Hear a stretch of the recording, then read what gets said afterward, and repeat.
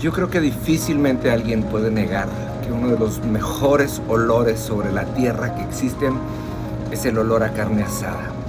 Tanto que hace que nos reunamos y ese momento de poner la carne sobre el asador y ese olor que desprende hace que convivamos, hace que nos sintamos en familia, que nos sintamos entre amigos.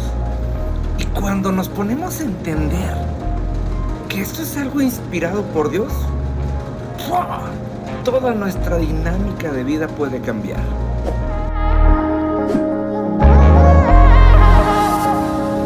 Amados, ¿cómo están? Muy buenos días, me da mucho gusto saludarles. Y mire, hoy sí tengo el escenario muy de acuerdo al tema y créame que fue este lugar el que terminó de confirmar lo que Dios nos va a hablar esta semana. A mí me llama mucho la atención, porque en lo personal, a mí siempre que me preguntan ¿cuál es tu comida favorita? Yo siempre les digo tacos de carne asada. Y yo prefiero estar ahí a un lado del asador oliendo y creo que se saborea muchísimo más cuando estamos oliendo cómo se prepara y aparte de la cultura que hay alrededor de la carne asada que nos permite disfrutarla muchísimo más. Pero fíjense en esto. En el Antiguo Testamento, cuando Dios estableció el sacrificio ritual que era para ese tiempo, Dios hace algo muy especial.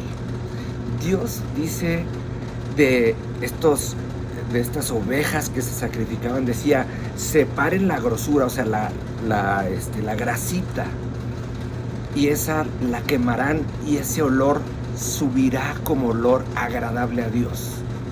Y a lo mejor mucha gente se puede llegar a azotar por esto, pero es cierto, o sea, el olorcito a carne asada es algo que agrada a Dios, porque así lo estipuló, que ese olor de la grosura de las ovejas, es decir, la grasa de las ovejas quemada, iba a subir delante de Dios. Ahora bien, existe algo que se dice en la Biblia de continuo, que hay que morir a nuestra carne.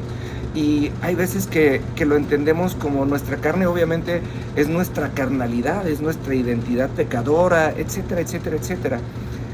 Y esa es la que hay que sacrificar, porque ciertamente sí, hay que dejar de vivir como hombres para vivir como hijos de Dios. Eso es algo completamente cierto, pero no podemos entenderlo todo el tiempo de una manera limitada y mucho menos de una manera equivocada. Porque siempre que pensamos en la carne, pensamos en aquellos placeres, ¿cómo lo pongo de una mejor manera? De esos placeres temporales que nos hacen a la vez sentirnos culpables delante de Dios. Porque aunque mucha gente diga que no todos nos sentimos culpables, la Biblia declara que la ley de Dios está escrita en nuestro corazón, así como la vida eterna. Entonces, por eso desde muy pequeños podemos entender lo que está bien y lo que está mal. Pero mire, le quiero explicar la carne. Cuando nosotros hablamos de carne y de lo que la Biblia habla de carne, es de nuestra identidad humana, las cosas que nos mantienen atados al suelo, atados al piso y no nos permiten despegar a la estatura ni a la altura de Dios. Porque nuestra identidad en la carne tiene tanto que ver con el pecado como con el no puedo.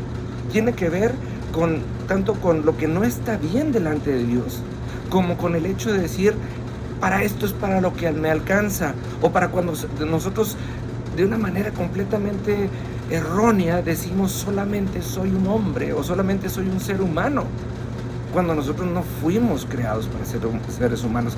La Biblia dice, ustedes no son de este mundo, y hay veces que el sacrificar nuestra carne significa dejar de vivir en los límites de nuestra humanidad, dejar de vivir en la limitación de solamente ser hombres y de solamente vivir de acuerdo a los recursos y a los talentos que pareciera que tenemos.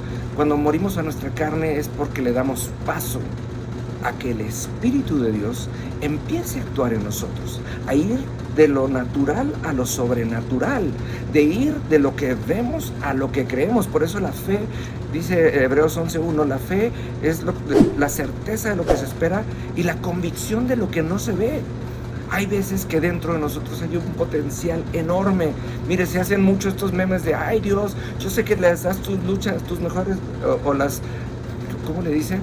Las batallas más pesadas a tus mejores guerreros. Está diciendo, ¿sabes qué? Si lo vemos como tal y no como un meme, Dios nos ha dado la capacidad de resistir, porque hay una promesa en la Biblia que dice que no pasaremos por ninguna prueba mayor a la que podamos resistir. ¿Por qué? Porque el Espíritu de Dios está en nosotros y la identidad de Dios está en nosotros.